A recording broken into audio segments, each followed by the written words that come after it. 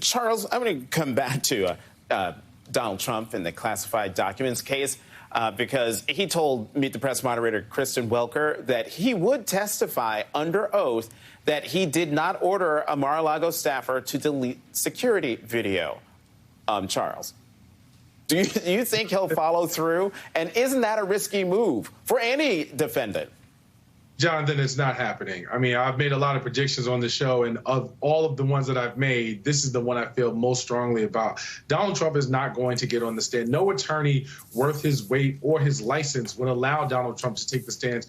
Donald Trump would get eaten alive should he decide to take the stand in his own defense, least of all in the Mar-a-Lago case, because he's dead to rights and it's so obvious. I don't necessarily think that this is a good idea, but I also don't think it's a real discussion because Donald Trump has proven all the way back to we're going to build a wall and get Mexico to pay for it, that he will say whatever's convenient in the moment and not worry about the actual facts matching up in the end. And I think this is another example of that. He's not going to testify. He would not testify. His lawyers would not allow him to testify because ultimately he would just be eviscerated on the stand. So not really a conversation, although right now it sounds tough and sensational for the people he is campaigning for as part of the Republican primary. Understand that as well. He is trying to project an image of strength and of being a fighter. But when it comes down to it, this is not going to happen. He's not taking that stand.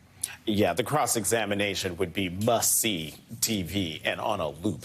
Tia Mitchell, Charles Coleman Jr., thank you both, as always, for